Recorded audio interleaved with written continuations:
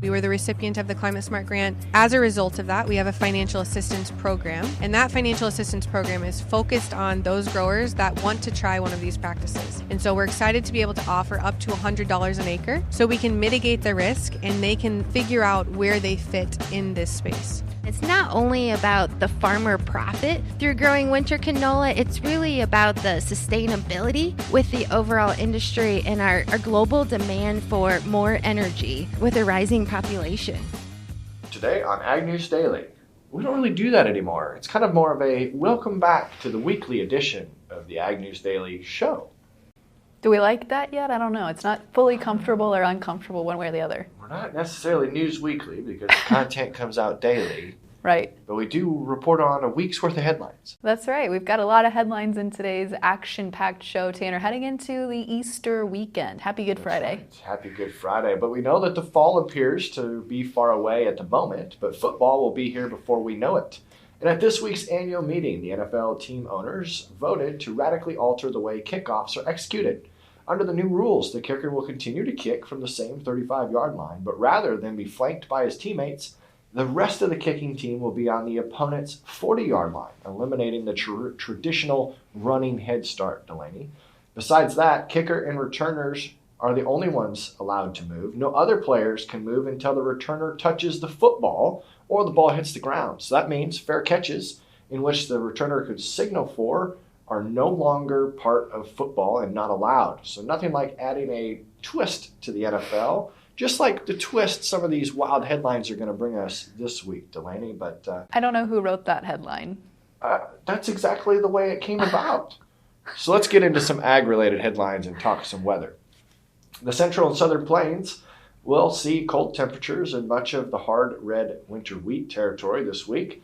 That may cause some damage. Temperatures will rise with possible showers into the weekend before another system goes through early next week. Our friends in the Delta, soils there are in good shape across most of the region and had some big enough breaks between storms that could lead to some early planting where the soil's not too wet. However, cooler and wetter conditions may limit planting in some of those places, though, with other systems moving through and another chance of rain early next week for them as well. In the northern plains, showers will move across the region throughout this Easter weekend. That may include some areas of heavy snow.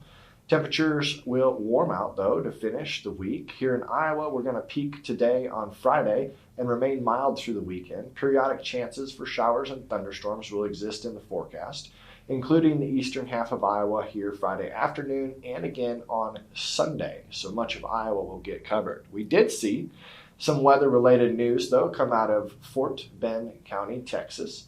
The recent hailstorm there left a trail of destruction at the Fighting Jays solar farm. This caused extensive damage to thousands of solar panels on the 350-megawatt Fighting Jays solar farm.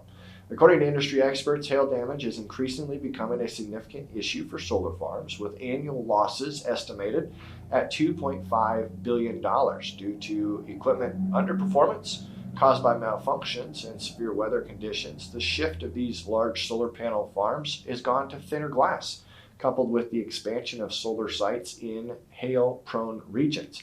This exacerbates the vulnerability of solar infrastructure ruined due to hailstorms. So it'll be interesting to see, Delaney, as the weather seasons progress, if we get more headlines like this. Well, we really could see an early jump to planting, and our first crop progress report will be released as of Monday, so we'll be able to report on that headline next week. But as you mentioned, there were a few major headlines this week that dominated the news, including an unexpected development for the livestock industry. Milk from dairy cows in both Texas and Kansas have tested positive for avian influenza. The H5N1 strain was confirmed by the Texas Health Commission in 3 different Texas dairies and 1 Kansas dairy. Although yet to be confirmed, dairy cows in New Mexico have also exhibited symptoms of illness. The Texas dairy industry, Tanner, I learned, contributes roughly $50 billion in economic activity across the state, and they currently rank 4th for milk production nationwide. This news comes just weeks after officials in Minnesota announced that goats had seen an outbreak on a farm near a bird flu population poultry outbreak where the virus was confirmed. It's also believed that this is the first time we've seen avian influenza found in a U.S. livestock herd. The USDA has worked to put consumers' mind at ease, though, sharing that the commercial milk supply is safe and risk to people is low. They stated, quote, "At this stage, there is no concern about the safety of the commercial milk supply or that this circumstance poses a risk to consumer health." So really trying to reassure the public. It always makes you think when they have to reassure the public what's actually happening. But we've got another top headline this week that dominated the news. A Baltimore container ship story that most of you have heard. As many outlets have been reporting, the container ship lost power and rammed into a major bridge in Baltimore early on Tuesday, destroying a span in a matter of seconds that plunged into the river in terrifying collapse that could disrupt a vital shipping port business for months to come. Minutes before the ship, the length of 3 football fields, hit the Francis Scott Key Bridge spanning the Baltimore harbor, the man piloting the vessel sent out an urgent warning that the ship was out of control and about to hit the 1.6-mile-long bridge.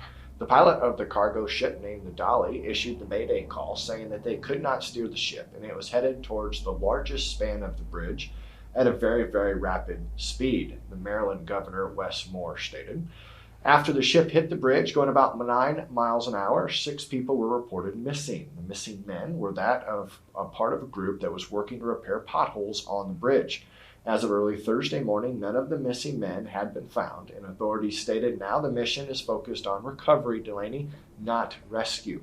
Baltimore is the largest entry point in the U.S. for large agriculture and construction equipment like tractors, combines, forklifts, bulldozers, and other heavy-duty trucks that are bound for us here in the Midwest. According to DAT Freight and Analytics, a freight exchange service, this could be coming at a bad time as Midwest farmers have begun to plant this year's crop and construction work is beginning to pick up. You don't replace a bridge overnight, said John Schmeiser, Chief Operating Officer for the North American Equipment Dealers Association. He also stated that this is something, Delaney, that will take months, if not years, to replace and rebuild. Well, as you mentioned, this is going to have dire impacts for agriculture. I was happening to do a little reading after this story broke earlier this week, and the Port of Baltimore is the 6th largest port of significance for the import of fertilizer on a big quantity basis, with 351,000 metric tons of the product moving through this port last year. To put that in perspective, the Port of New Orleans is about double that at 794 metric thousand tons. The primary fertilizer moving through this port is typically urea ammonium nitrate, especially here in April, although we have seen urea and potash move through this port last year as well. The primary source, however, coming through the Baltimore port is UAN from Russia. The port also handles a variety of other ag products, including sugar, soybeans, corn, wheat, and a lot of other grocery items, Tanner. So a really big loss there with that. Hopefully not coffee, because everybody needs our coffee. Well, I know. Here in Iowa, we had a historic farmland sale that happened in Grundy County.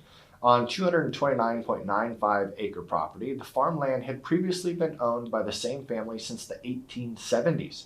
It recently sold at auction on March 20th for nearly $4 million. About 91 acres of this property, Delaney, had a perfect 100 corn suitability rating. Overall, the farm carried a weighted average of 95.2, but that's some pretty high quality Iowa farm ground. I think they might have gotten a steal for that price tag. Oh, it could be in some people's eyes. Yeah. Well, a recent survey done by agcareers.com revealed some major U.S. agriculture and food industry workforce needs and gaps. Agcareers.com surveyed employers to gain a deeper understanding of the insights needed into skills they're seeking and identified the most significant skills gaps in the workforce. Employers ranked problem solving and decision making as the most necessary skills for their employees, followed by organization and planning and teamwork. Problem solving and decision making were also identified as areas with the most significant gap for both current employees and new graduate hires, with only 18% of U.S. employers saying that new graduate hires adequately prepared and had those skills ready upon hire. 76% said those new hires were equipped with those skills needed, though. Survey data also examined industry-specific skills required for employees such as sustainability, data science, and food science, and results indicated the most extensive knowledge needs were in agronomy and precision agriculture fields, followed by animal science. That full report can be downloaded for free at agcareers.com, Tanner. Well, if we have cows getting bird flu, I can see the animal sciences. That makes sense. Ethanol output jumped to a 3-week high, and inventories hit the highest level in more than a year, according to the data from the Energy Information Administration. Production rose to an average of just over 1 million barrels per day in the week that ended March 22nd. The EIA said in their report that was up from the week earlier and the highest since the 7 days that ended on March 1st. Ethanol inventories this week through March 22nd surged to 26.092 million barrels, the agency stated. That's up from 26.009 million barrels the previous week and is now the largest level for a 7-day period that ended since March 17th, 2023. So we got a big stockpile going there. That's right. But in other news, or maybe non-news, we really should say we don't have any news about the updated GREET model, since nothing has been released yet from the Biden administration. Now, that model was expected to be released on March 1st, but still no word has been heard from the administration, as many in the ethanol industry and in the ag industry, including our good friend Mitchell Hora, are anxiously awaiting that decision. Maybe the middle of April. We'll see. Maybe. We'll find out. But recent headlines have gained traction of an exciting new LSU researcher who has developed a new vaccine against bovine respiratory disease, or BRD. That's an illness that kills about 8 million calves each year, and they're saying could save the cattle industry more than $1 billion annually. Most cattle producers now use a commercially available modified live BRD vaccine containing several live viruses to protect their herds, but the disease still kills more than 1 out of every 5 calves. The lead researcher from LSU created the vaccine by genetically modifying bovine herpes virus type 1 to display protective proteins. The other focus here, Tanner, has been that after 10 years of R&D, there's now a pending patent for the vaccine, which, if acquired by a commercial company, could be a big deal, as they could manufacture that vaccine for commercial use for the industry. All right, Delaney, are you ready for this week's headline of the week? I'm so ready, Tanner.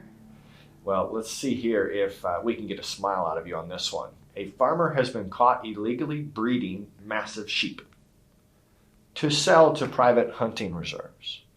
You didn't smile where I thought the pause would potentially allow you to take this out of context. Because you know if we stop that headline there, that's exactly what everybody else is going to do. That's true. But there is an 80-year-old farmer, Arthur Jack Schubarth, who owns 215 acres of a ranch in Vaughn, Montana, and he has pleaded guilty to criminal charges of wildlife trafficking. Prosecutors say that he illegally used tissue and testicles from wild sheep that were killed by hunters in Central Asia and the U.S.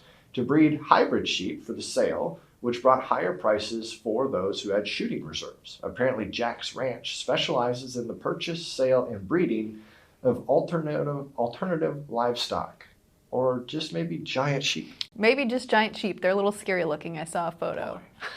Well, today's episode is action-packed with headlines and 2 interviews. We have some exciting news from our friends at Truterra to share with you in today's first interview, Delaney. So why don't we get into that first conversation now?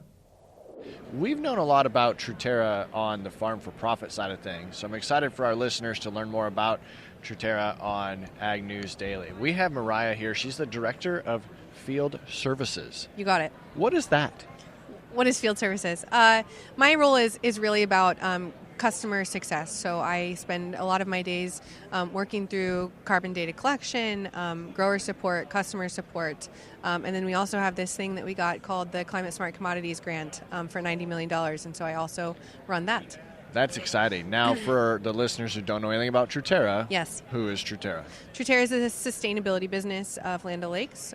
So we are all about making economic, agronomic, and environmental benefits for our producers. That's great, because Delaney had to ask me. We were talking about this earlier. Okay.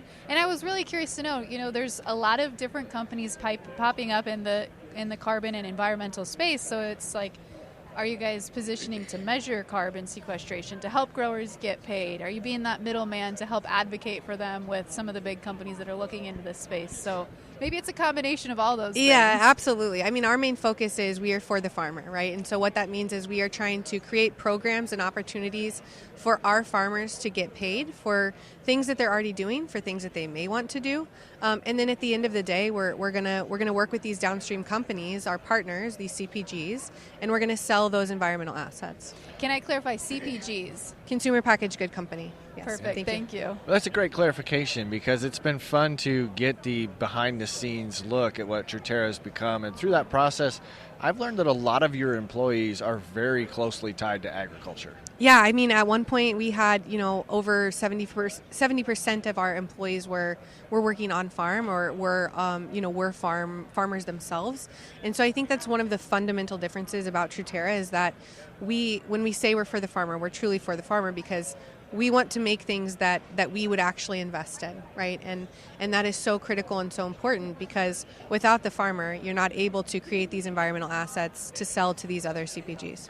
So as we sit here today, we've got a couple of exciting opportunities for our listeners to be able to sign up or enroll in different programs. So why don't you tell us about the long-term adopter program? Yeah, so we're really excited to be among the first of in the industry to bring forward an opportunity for those producers or growers that have potentially been a long-term adopter. And what I mean by long-term adopter is that they've maybe been no-till, strip-till, doing cover crops for 10, 15, 20 years. And so now there's actually a program that they can get compensated for. There's a way for them to enroll into our programs, truterraag.com, and they can get in and they can start cashing in on that money. That's big, Delaney, because we've been talking about the rule of additionality for a long time. For sure. And this group has not been included for pretty much the entire time we've discussed it. They have not been included, and that was fundamental to the Truterra business. That was something that we wanted to figure out. How do we make that work? How do we include this group of growers? It's also something that we brought forward from our USDA grant that you're going to be seeing more of coming out this summer. We're excited to have yet again another opportunity for these growers, and so it truly is a focus for us. Now, as you look at the last few years, is it correct? I'm getting this correct. You're heading into your third or your fourth growing season of having producers getting paid for some of these programs. We will be going into our fourth growing season. That's what I thought. But it sounds like, the results you've seen, the ability for farmers to enroll and get paid out has doubled, tripled, quadrupled over the last few years. I would love to be able to say that number, but what I can say is that this year alone, we've given out more money than we have given combined, and so every year we're growing, we're scaling. Enrollment to date for 24 is already surpassing same time at last year, and so we're really excited for the trajectory and the path that we're on, and that's exciting. We know that these practices, the shifts in the operations, especially those of our listeners, is not always a inexpensive process. The other opportunity that we have for our listeners to enroll is in a form of financial assistance, correct? Yep, absolutely. And so I mentioned that USDA grant. So we were the recipient of the Climate Smart grant. As a result of that, we have a financial assistance program. And that financial assistance program is focused on those growers that want to try one of these practices. And so we're excited to be able to offer up to $100 an acre for them to be able to try that, so we can mitigate the risk and they can now, figure out where they fit in this space. $100 per acre. I've heard of other companies and programs that are doing that, but I think that might be the highest rate I have heard per acre for some of the other programs that are out there. Yeah, certainly. And we tried to make it appealing. We wanted to make sure that people were interested. And so we're paying, really, we've broke it down into practices. So you get a certain dollar amount for no-till, a certain dollar amount for cover crops. But ultimately, if you're doing all of those things, it adds up to $100. So just recapping where we're at, we've got programs that are available for growers who have already been doing these practices, and for those growers interested but maybe not quite ready to switch all of their acres over, we also have programs through Truterra that will allow for some of that transition, the cost of looking and testing out some of those. Yeah, absolutely. And we were on the early riser session this morning. I think one of the things that Kelly and I talked about there, Kelly Garrett, was around trying new things on your operation, right? And how do you take 10% of your acres and try something new? And I think there's no better place than this program to be able to try that because that incentive is there. Yeah, and it's exciting to see what we can help incentivize or allow them to make those small changes. So what types of things would qualify for that financial assistance? Yeah, so the financial assistance is going to be implementing cover crops, going to a no-till, a strip-till, even doing a reduced tillage. Those are the things that are going to get you qualified.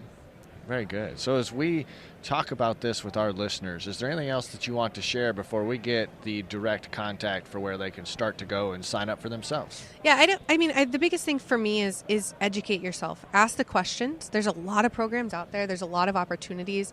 Figure out what one is going to fit for you. I think there's a misnomer, like we started this conversation, that there's not a program for everyone. And I firmly believe that no matter where you're at in your journey, there's definitely an opportunity for you. That's great. So now, yes, where do they go to get signed up? Yeah, so the easiest thing to do is to go to truterraag.com/enroll, and that will bring you to a form, and you'll be ready to go. Hey, we appreciate you taking the time Thank today, you so much. And I'm glad that I got to educate Delaney and our listeners for all the little secrets that Farm for Profit's gotten to benefit of. So I appreciate you hanging out. Thank you so much, you guys. Well, stay tuned for that final acreage number for their 2023 acres enrolled. That should be released here fairly shortly. But next up, we turn our conversation over to a recent discussion we had at Commodity Classic with Courtney Fara of Corteva to talk about a newer program rolling out to growers, their winter canola project. Courtney, you have a lot of things within your wheelhouse as U.S. marketing lead. You mentioned earlier you're overseeing everything minus corn and soybeans, which is honestly a lot of product. That sounds like a lot of product. It is a lot of products. It's a lot to remember and keep track of. Well, we're excited to dig into specifically winter canola, which is a newer product that's hitting the pipeline here and really should have some growers excited about the market opportunity, I think, of what's ahead. But I have to admit, before we started today's interview, I didn't know that there was a difference between canola and winter canola, Tanner. I had no idea either, and I'm excited to learn about it. Absolutely. It's quite different. So we're excited to offer a new revenue opportunity to our farmers, and it's not only about the farmer profit through growing winter canola, it's really about the sustainability with the overall industry and our global demand for more energy with a rising population. So where does winter canola fit geographically into our producer listeners? Yes, so geographically, winter canola is different than spring canola. When we hear canola, normally it's northern, it's up in Canada Right. or the Dakotas. That's really where the U.S. spring canola lies. Winter canola is different. So winter canola is part of a double crop system. If you think about like winter wheat or any type of cover crop, that's where winter canola fits in. So when you think about moderate climates that still gets moisture but doesn't have that real hard freeze, Right. That's where winter canola is. And right now for a pioneer winter canola presence, that's in that Kentucky, Tennessee area, where again, they've got the right growing conditions. They're used to that double cropping system already. That's really our main play as we begin here in the early years. Right, so she's talking the Mid-South, Delaney. Mid-South. Mid-South that's right. is what you could say, but when you think about Kentucky, Western Tennessee, Southern Illinois, Southern Indiana, Northern Alabama, that pocket is where our winter canola presence is. Well, let's talk a little bit more about the double cropping system with winter canola because, as you mentioned, it's really focused on grower ROI is part of the reason that it's been introduced. And you've got a big partnership that was recently announced, which we'll get into here in a second. But talk to us a little bit more about what the focus for including winter canola in a double cropping system has been. Yep. So the rotation for winter canola is really the farmer would put their corn on. Normal season for corn, they would harvest their corn, and then that September time period is when the winter canola would then be planted. So it's really the growing season is September through June. June is when harvest would happen for the winter canola crop rotation. So a typical rotation for a farmer would be corn, followed by winter canola, and then winter canola would then be followed by either soybeans or cotton, really depending on the geography in that Mid-South area and what that next rotation would be. So like Delaney teased, though, you've got a partnership that is already helping create a market for this new winter canola product. Can you tell a little bit about those partners? Absolutely. So our collaboration or partnership is with Bunge Chevron. And Bunge Chevron formed a joint venture not long ago, within the last year and a half or so, and they're known as BCAR. So if anyone in the public hears BCAR, that's Bunge Chevron joint venture. So it's Corteva and BCAR, and it is only Pioneer products. So Pioneer's portion of that, or our responsibility, is to produce and provide the seed and then be that agronomic provider. So we're really with that farmer from planting to harvest all through the growing season. Then from there, the farmer will harvest the seed, and Bunge will then take it over from a grain processing perspective. And then from there, Chevron will take it from ultimately the oil end user. Oh, wow. Yep, So and they it will is. market the oil. From start to finish, the grower is supported. It is a closed-loop system, start to finish, for that grower. Absolutely. That's great. And as you look at Chevron specifically, sustainable aviation fuel, SAF, has been a big focus point, especially for the corn industry. But it's interesting to note that the focus for winter canola is also very similarly focused on SAF. Talk to us a little bit about what that system looks like, because as we look at corn right now, we've talked a lot on the podcast. A lot of corn doesn't have a low enough carbon intensity score to be used as a sustainable aviation fuel, but winter canola is positioned a little differently. Right, yes. So no matter if it's corn, soybeans, or winter canola, any type of oil right now, the whole point of that is to get the lower carbon score, right? With the amount of energy that is needed in this world, the lower carbon intensity that we can get, obviously better for the overall environment and sustainability. With winter canola, what makes winter canola so unique from corn or soybeans is the plant-based oil in winter canola has a very high oil content. Oh. So although the seed is incredibly small, a lot smaller than a kernel of corn, the oil content is what makes it so high in comparison to maybe like soybean. A soybean seed is about 20% oil content. Winter canola, what our seed provides, is around 40%. Wow. So it's almost double what kidding. soybean. So again, it's just another additional source of energy. The corn isn't going away. Right. The soybeans aren't going away, but we need more energy, and the lower carbon, the better. Right. And that's where winter canola is coming into the U.S. And our listeners are very well versed in the carbon intensity score and obviously the interviews we've done with Sustainable Aviation Fuel about how South American ethanol can be considered a second crop. And a lot of that CI score goes to the first crop. So by being able to provide winter canola as a second double crop probably really benefits the grower as well. Absolutely. So that comes back to my initial comment on just the profitability of the farmer.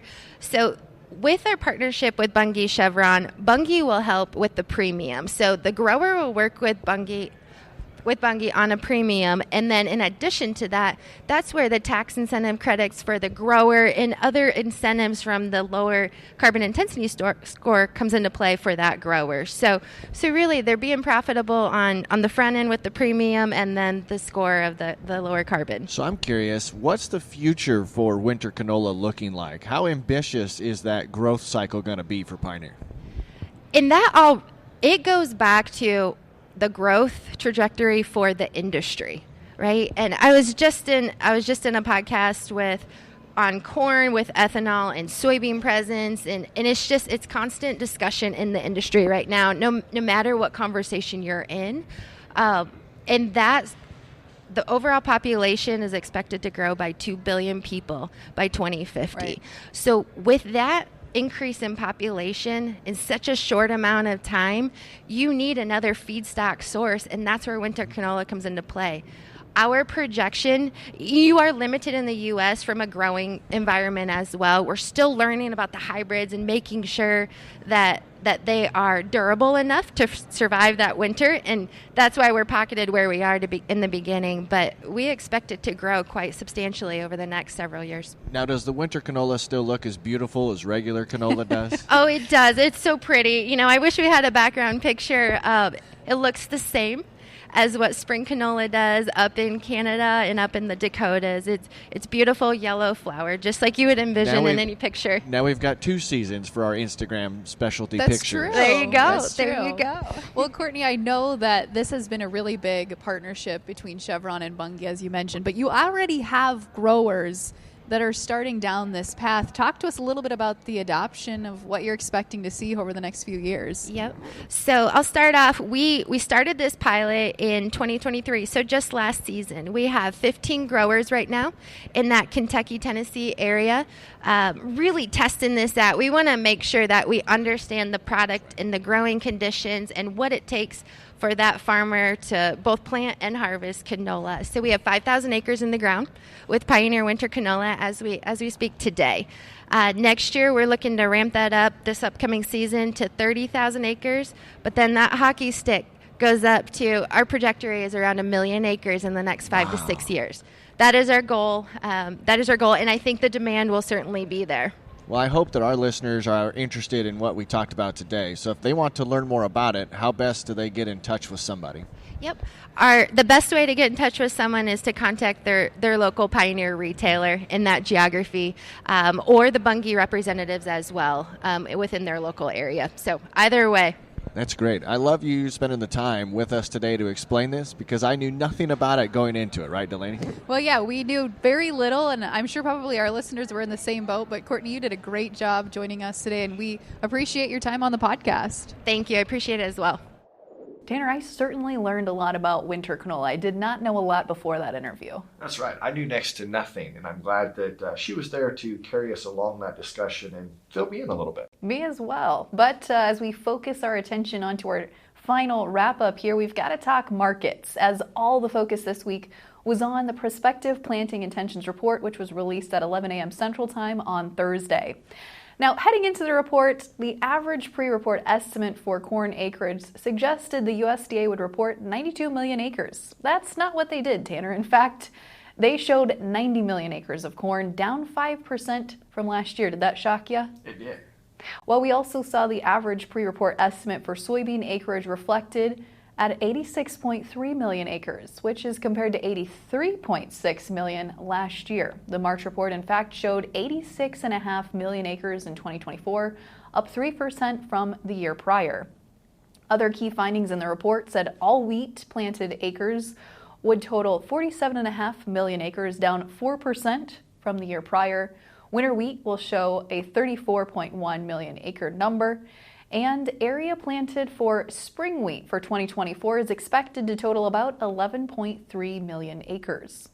And lastly, durum wheat planted is expected to total just over 2 million acres, up from 2024 22%. Wow. Cotton here was also expected to see about 4% above last year at 10.7 million acres. But following the release of the report, corn futures had a little party. They jumped about 10 cents higher in new crop futures and finished the day at $477.5, up 15 cents on the board from the open.